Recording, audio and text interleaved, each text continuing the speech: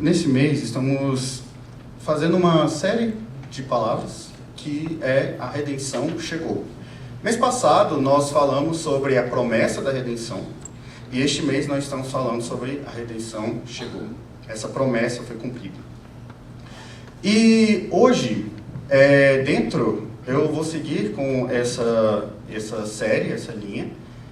E nós poderíamos colocar o tema da pregação de hoje como sempre esteve aqui. Sempre esteve aqui. E você pode estar se perguntando o que sempre esteve aqui. Pois é, a gente vai ver isso daqui. E hoje eu vou falar um pouco com vocês, pegar um pouco daquilo que nós falamos do mês passado e juntar com aquilo que estamos falando desse mês. Mas antes de eu entrar especificamente na palavra, eu gostaria de perguntar a vocês, por acaso, vocês já procuraram o celular de vocês com o celular na mão? Você procurando o celular e o celular na sua mão. Ou talvez a chave do carro. Você procurando a chave do carro e ela está no seu bolso. E você está procurando a chave do carro. Ou isso acontece muito, né, com os filhos e com as mães, que a mãe fala para o filho pegar alguma coisa na despensa. O filho vai lá na despensa, abre a despensa, olha, não encontrei, mãe, não encontrei. E a mãe fala, se eu for aí, vou jogar na sua cara que eu vou encontrar. E aí chega lá e ela encontra, magicamente aparece na frente dela assim, ela encontra. E depois fala, tá vendo, estava aqui. E sempre esteve ali, só que não conseguiu ver, nós não conseguimos ver. E é engraçado porque muitas coisas estão na nossa frente, está conosco, mas a gente não consegue ver. E isso também se aplica à palavra. É engraçado porque Jesus, ele não aparece só no Novo Testamento. Ele está no Velho Testamento também. Está ali, sendo prometido, a promessa está ali dele. Mas às vezes nós passamos e não conseguimos ver. Nós passamos pela passagem e não conseguimos entender que está falando sobre Jesus. E é exatamente isso que eu vou tratar hoje. Nós vamos ver algumas passagens bíblicas do Velho Testamento que vão falar sobre Jesus, promessas, e depois, no final, nós vamos tratar que a redenção, essas promessas, foram cumpridas já. Vamos primeiramente abrir as nossas Bíblias em Lucas 24.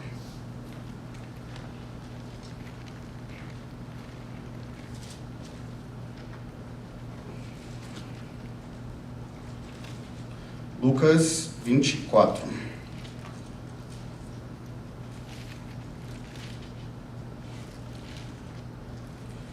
Nós leremos o verso 27. Lucas 24, 27. Meus irmãos, eu gostaria de falar para vocês, enquanto vocês abrem aí, que hoje à noite, se vocês não abriram a Bíblia de vocês essa semana, hoje vocês vão abrir essa Bíblia. A gente vai folhear bastante. Então, aqui eu vou explicar um pouco do que está acontecendo aqui em Lucas 24. Aqui nós vamos falar sobre os discípulos a caminho de Emaús. Jesus tinha acabado de ressuscitar neste dia. Havia 2 discípulos de Jesus que estavam caminhando numa estrada que estavam indo para uma cidade chamada Emaús. Lá, enquanto eles estavam caminhando e discutindo sobre esses últimos acontecimentos, de Jesus ter morrido e ter feito grandes obras, grandes maravilhas, e por um acaso, Jesus aparece para eles, mas eles não conseguem reconhecer Jesus. Então Jesus começa a questionar eles, a perguntar o que vocês estão conversando, para onde vocês estão indo e tudo mais. E eles, nossa, você não está sabendo? Um grande profeta de Deus, fez grandes maravilhas, e agora ele morreu. E estão dizendo aí, algumas mulheres dizem que elas foram lá no túmulo, encontraram o túmulo vazio, beleza, mas a gente não sabe o que aconteceu de verdade. E eles estavam questionando, falando sobre isso. E Jesus ali se fazendo de desentendido, né? Falando, vai, me conta, o que está acontecendo? E ali, eles começam a falar sobre isso, e Jesus dá uma resposta a eles. E essa é a resposta que nós vamos ler. Lucas 24, 27 diz assim, acompanhe comigo. E começando por Moisés, discorrendo por todos os profetas, expunha-lhes o que a seu respeito constava em todas as Escrituras. Aqui ele vai mostrar tudo ali para os seus discípulos, aqueles 2 discípulos, as promessas da redenção que haviam no Antigo Testamento. E como essas promessas estavam falando sobre a vida dele, sobre o que ele iria fazer, que era necessário que ele morresse e ressuscitasse. E nós vamos fazer mais ou menos isso também. Por isso eu dividi a minha pregação hoje em 3 partes, que seria Jesus no Pentateuco, Jesus na história e Jesus nos profetas. Assim como Jesus ele começa falando aqui, começando por Moisés. Esse termo Moisés se refere ao Pentateuco, porque o Pentateuco foi escrito por Moisés. O que é o Pentateuco? São os primeiros livros da Bíblia: Gênesis, Êxodo, Levítico, Números e Deuteronômio. E então ele passa, começando do Pentateuco e tudo mais, passando pela história, terminando nos profetas ali. E nós vamos ver, claro que nós não vamos ver tudo, não teria como, ficaríamos muito tempo aqui vendo, mas passaremos por algumas passagens que, digamos, são passagens chaves. Normalmente são passagens que já entendemos que aqui é Jesus aqui. E para nós começarmos Jesus no Pentateuco, vamos lá para o início de tudo, lá em Gênesis 3, 15. Gênesis 3, 15. Talvez a passagem, uma das passagens mais famosas que nós temos. Aqui em Gênesis 3, 15, Adão e Eva tinham acabado de comer o fruto. E eles estavam sendo expulsos do paraíso. Deus reúne ali Adão, Eva e a serpente, que foi responsável por iludir Adão e Eva ali, e começa a sentenciar cada um. E quando Deus está falando com a serpente, ele fala isso aqui. Gênesis 3, 15, diz assim: porém inimizade entre ti e a mulher, entre a tua descendência e o seu descendente. Este te ferirá a cabeça, e tu lhe ferirás o calcanhar. Aqui, Deus falando para a serpente, falando a descendência da serpente e o descendente da mulher. Prestem bem atenção. Então, o descendente da mulher irá ferir a cabeça da serpente, apesar da serpente morder o calcanhar deste descendente. E quem é este descendente? Nós já estudamos aqui, já vimos várias vezes, esse descendente é Cristo, esse descendente é Jesus. Aqui, nós vemos claramente, desde o início de tudo, que Deus já deixa claro que Jesus viria. Vamos agora para Êxodo. Mais um pouco aí para frente. Êxodo 12.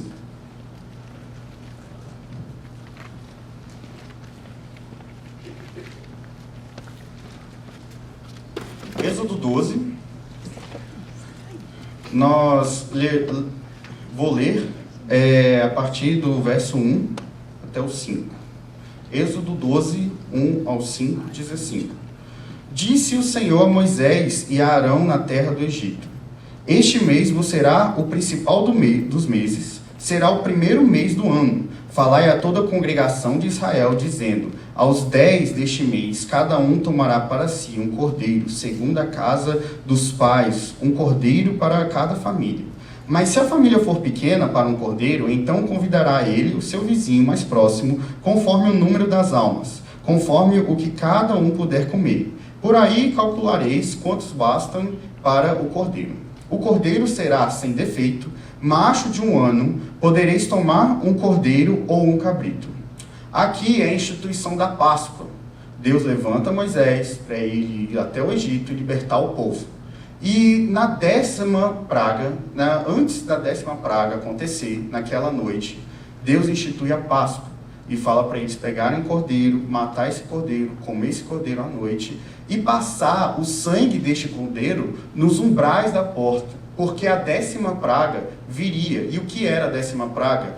Era a morte dos primogênitos. Então a morte passaria por toda a nação de Israel e também a nação do Egito, e aquele sangue passado nos umbrais da porta seria o símbolo para que a morte visse e não entrasse naquele lugar. Então, o povo era salvo da morte por causa do sangue do Cordeiro. E hoje, quem é esse Cordeiro para nós, irmãos?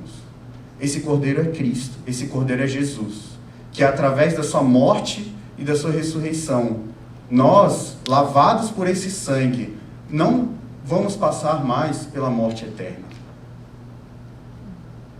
Nós podemos ver Jesus aqui também. Vamos para Levíticos agora. Levítico 16.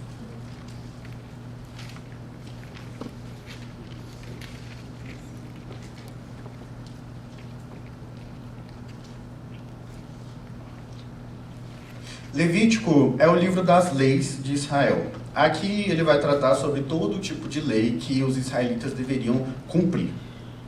Em Levítico 16, em especial, fala sobre o dia da expiação, que uma vez no ano, o sumo sacerdote pegaria um bode, um cordeiro, e levaria ele até o Santo dos Santos.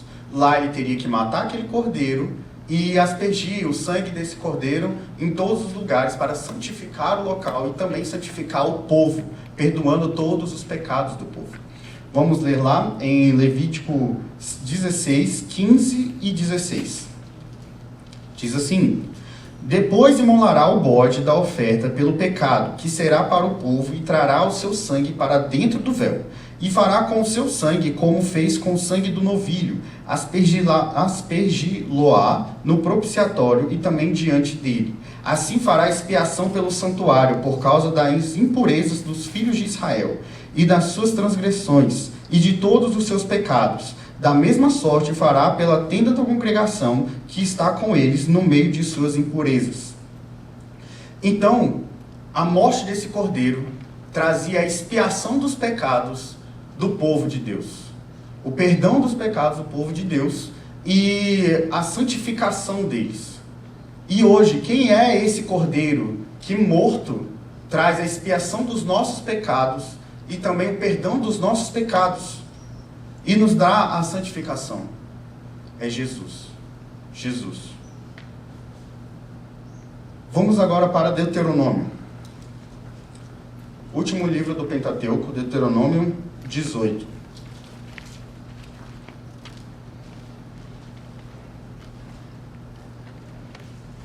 Deuteronômio, ele é um livro que trata sobre o discurso de Moisés.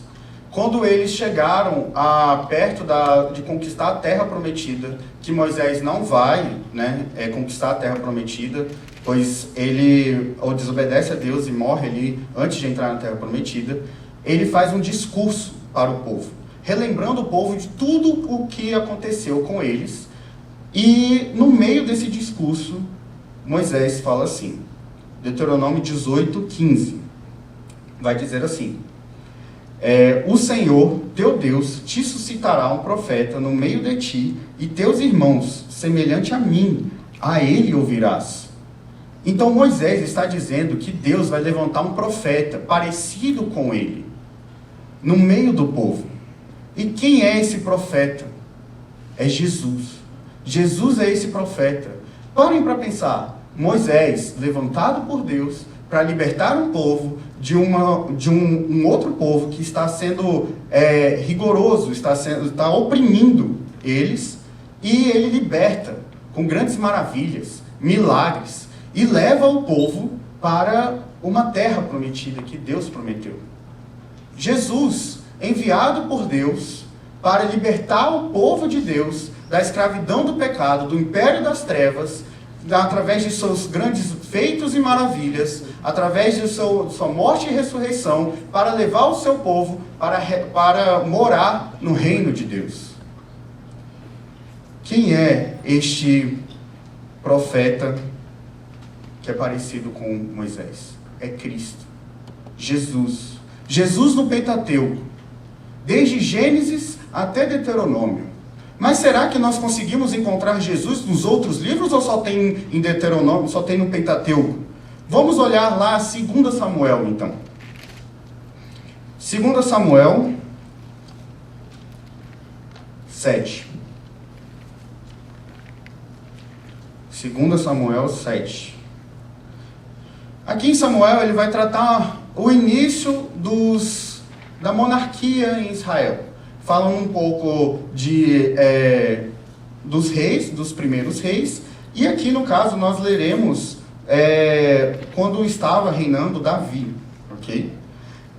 A história aqui acontece o seguinte. Davi, depois dele ter conquistado muitas terras, ter feito muitas guerras e conquistado, ele olha para a tenda de Deus e olha para o seu palácio. E fica, mas caramba, eu moro num palácio maravilhoso e Deus mora numa tenda. Eu vou criar um palácio tão grande como o meu para Deus. E então ele fala com Natã, que era o profeta daquela época, e Natã fala, faz como bem você entender, Deus está com você. Só que depois que Natã sai dali, Deus manda Natã de volta falar para ele, não, ele não vai construir o templo para mim. Porém, Deus faz uma promessa a Davi. E nós leremos essa promessa. 2 Samuel 7, 16 e 17.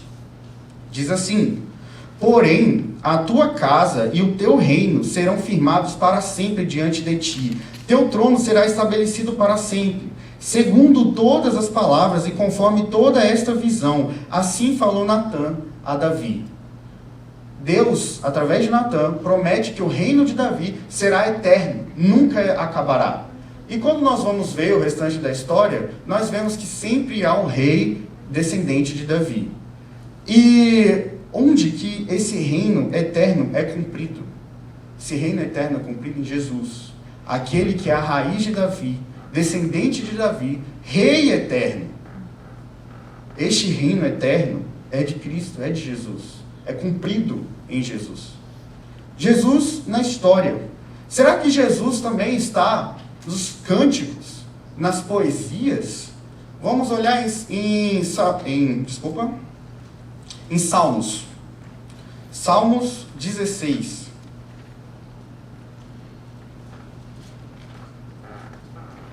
Salmos são os cânticos, as poesias que o povo de Israel criava naquela época.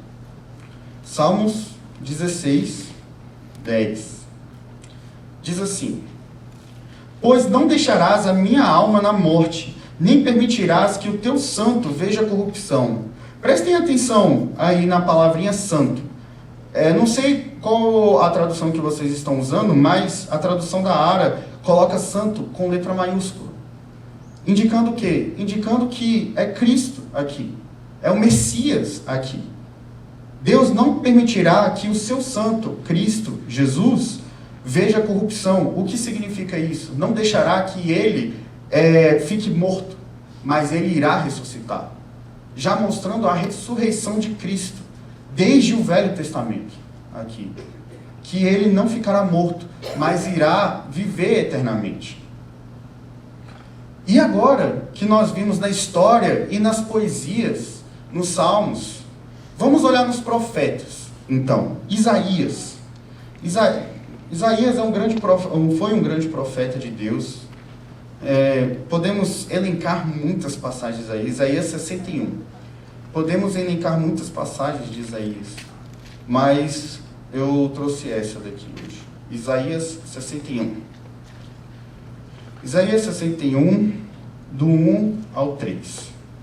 Diz assim: o Espírito do Senhor Deus está sobre mim, porque o Senhor me ungiu para pregar boas novas aos quebrantados. Enviou-me a curar quebrantados de coração, a proclamar libertação aos cativos e pôr em liberdade os algemados, a pregoar o ano aceitável do Senhor e o dia da vingança do nosso Deus, a consolar todos os que choram e a pôr sobre os que em Sião estão de luto uma coroa em vez de cinzas, óleo de alegria em vez de pranto, vestes de louvor em vez de espírito angustiado, a fim de que se chamem carvalhos de justiça, plantados pelo Senhor para a sua glória. Amém. Nós podemos ver que nos evangelhos sinópticos, que são Mateus, Marcos e Lucas, tem descrito ali que Jesus, uma vez ele entra na sinagoga, e ali na sinagoga ele pega o livro de Isaías para ler. E este livro, dentro deste livro, Jesus lê essa parte aqui de Isaías 61. E ele mesmo diz que essa parte está falando, se referindo a ele mesmo. Ele veio apregoar o ano aceitável do Senhor. E isso cria um grande alvoroço, um grande discurso ali naquele meio, mas nós podemos ver o próprio Jesus já demonstrando aqui no meio dos profetas que ele está sendo prometido, está sendo dito sobre ele aqui no meio dos profetas. Vamos para Jonas então, um pouco mais para frente. Jonas 1.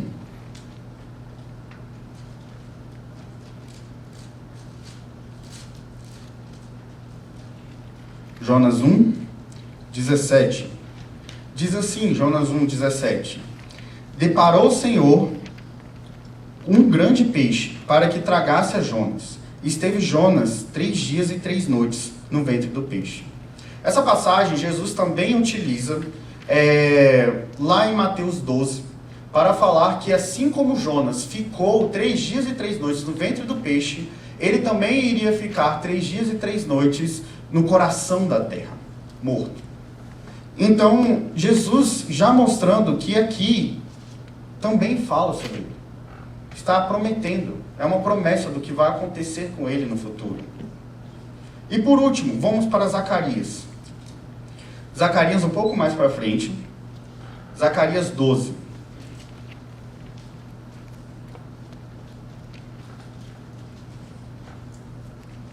Zacarias 12, 10. Diz assim, Zacarias 12, 10. E sobre a casa de Davi, e sobre os habitantes de Jerusalém, derramarei o espírito da graça e de súplicas. Olharão para aquele a quem transpassaram, pranteá-lo-ão como quem pranteia por um unigênito, e chorarão por ele, como se chora amargamente pelo primogênito. Pulamos um pouco, Zacarias 13, 1. Naquele dia haverá uma fonte aberta para a casa de Davi e para os habitantes de Jerusalém, para remover o pecado e a impureza. Zacarias 13, 7. Desperta, ó espada, contra o meu pastor e contra o homem que é o meu companheiro, diz o Senhor dos Exércitos. Fere o pastor e as ovelhas ficaram dispersas, mas volverei a mão para os pequeninos. Gente, aqui é claro e nítido a morte de Cristo. Jesus aqui. Quando Jesus morre, a tristeza, eles pranteando por aquele que o transpassaram. Porém, é como fonte aberta, como coloca em Zacarias 13:1, para remover pecados. E também fala aqui em Zacarias 13:7, que ele irá morrer e as ovelhas, coloca Jesus como pastor, e as ovelhas irão se dispersar. O que acontece com os discípulos quando Jesus morre e os discípulos se dispersam? Eles começam a ir, cada um para o seu lado. Deus sempre falou através da história dos profetas, desde o início. Deus está demonstrando aqui, de forma clara, o que vai acontecer com o Messias e como o Messias viria, o que seria a vida do Messias.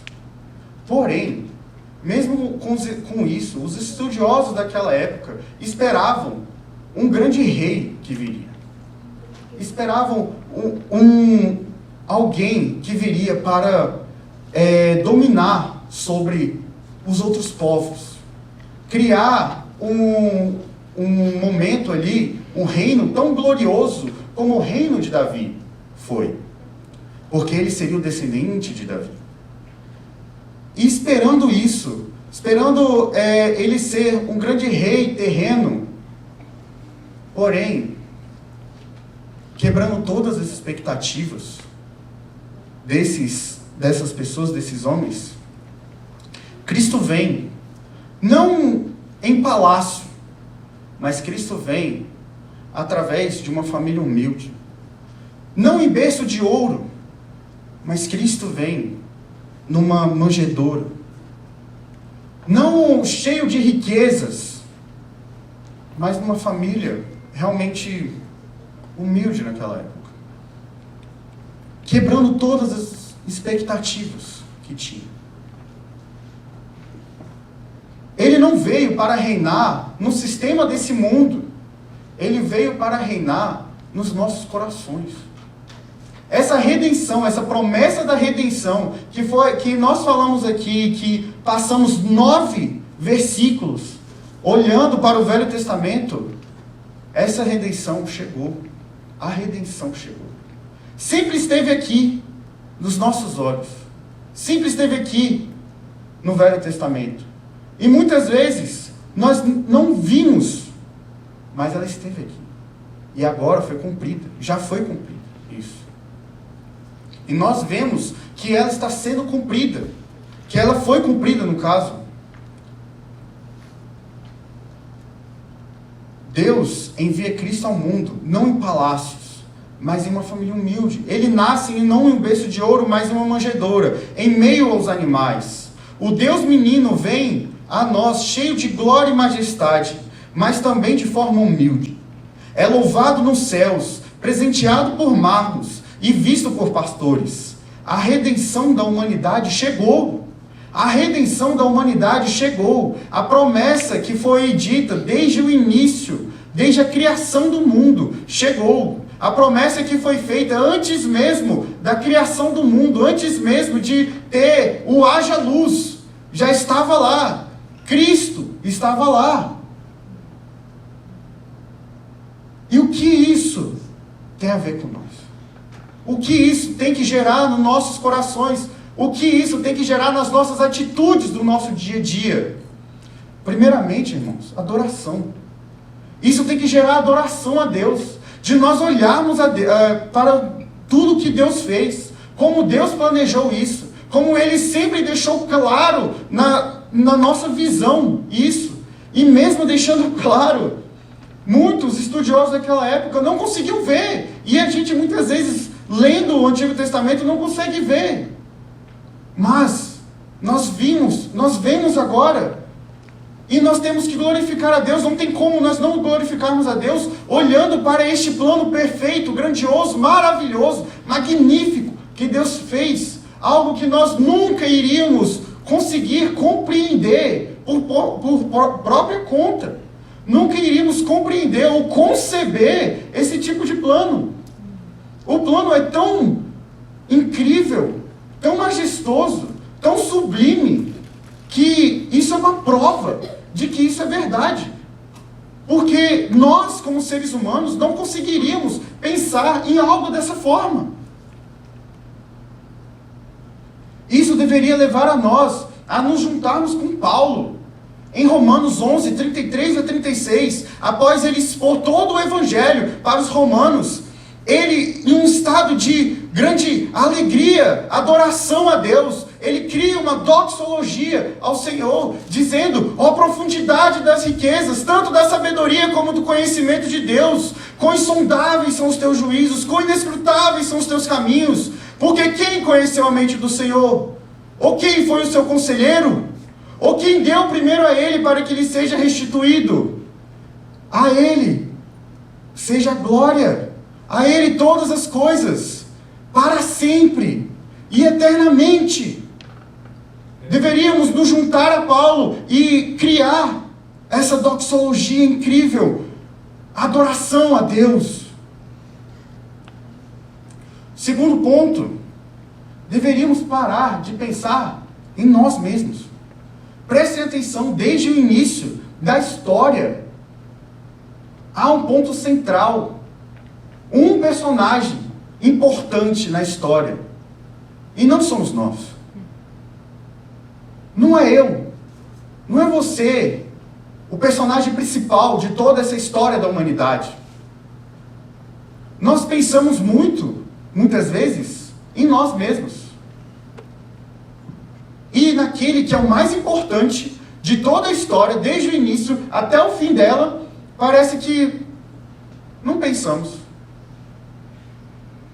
Deveríamos parar e analisar. Será que nós estamos realmente nos colocando, ou colocando Deus, Jesus, no devido lugar? Parem e pensem. Olhem para a história.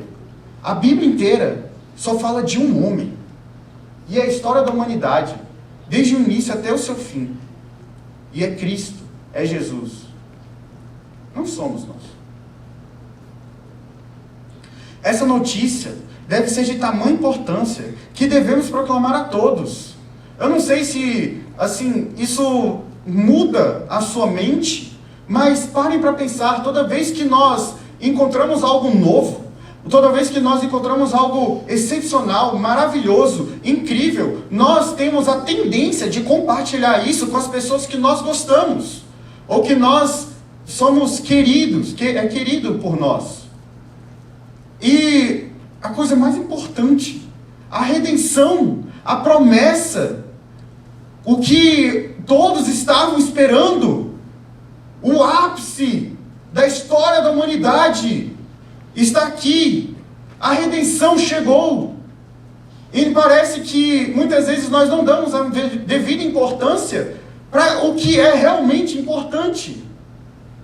Nós deveríamos parar e analisar que essa notícia é a notícia mais incrível, maravilhosa da história da humanidade, das nossas vidas. Deveríamos compartilhar com todos aqueles que nós conhecemos, com todos aqueles que nós gostamos, ou até mesmo somos inimigos.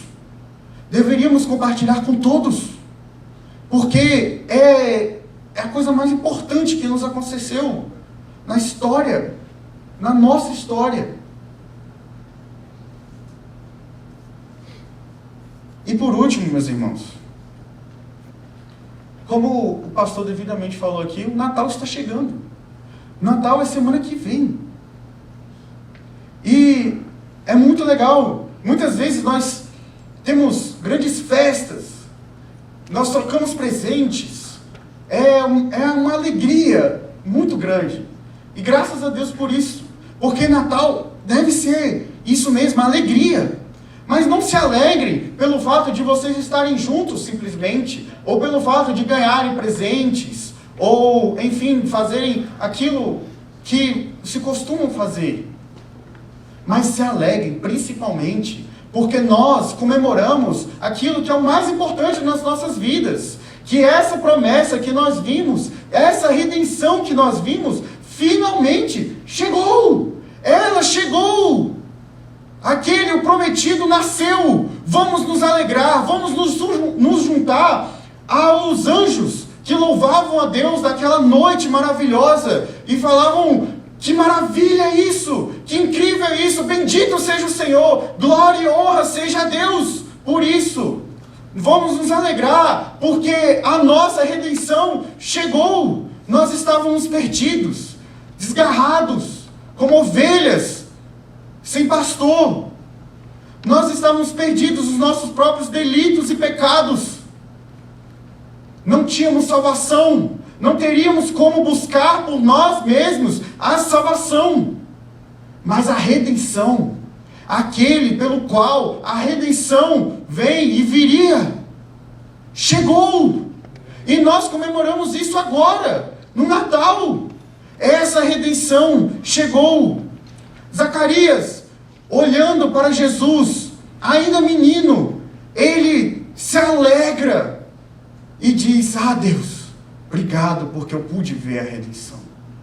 Obrigado, agora que os meus olhos viram, eu já posso morrer em paz. Ele se alegra. Nós deveríamos nos alegrar também por conta disso. Meus irmãos, a grande promessa da redenção que nós vimos em todo o mês passado, nós estamos comemorando que a redenção chegou na próxima semana. Imaginem, eu não sei se vocês têm essa noção, Imagine uma criança que o pai diz no início do ano que ele vai dar um grande presente para ele no Natal. Um grande presente.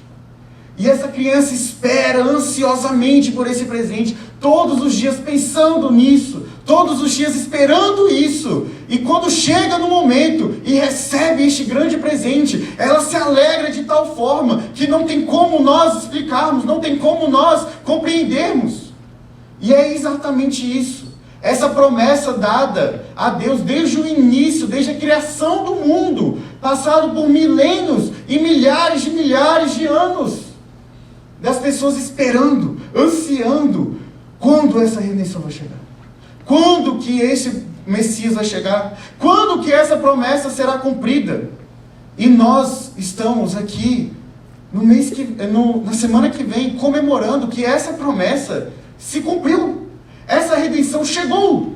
Vamos nos alegrar com isso, vamos chamar os nossos irmãos, vamos chamar os nossos familiares e comemorar esta grande felicidade que nós temos. Vamos comemorar que a nossa redenção, a redenção da humanidade chegou. Para nós olhamos para trás, porque ela passou. E nós podemos nos alegrar agora com este presente dado por Deus. E temos que nos alegrar. Temos que nos alegrar. Tem que gerar ânimo em nós. Eu espero fielmente que você tenha visto Deus, Ele sempre mostrou Cristo durante toda a história da humanidade. A importância dessa promessa. E quão grande é de nós comemorarmos isso. Quão grande é a felicidade de nós estarmos juntos com a nossa família, proclamando essa verdade e comemorando esse presente, esse grande feito de Deus.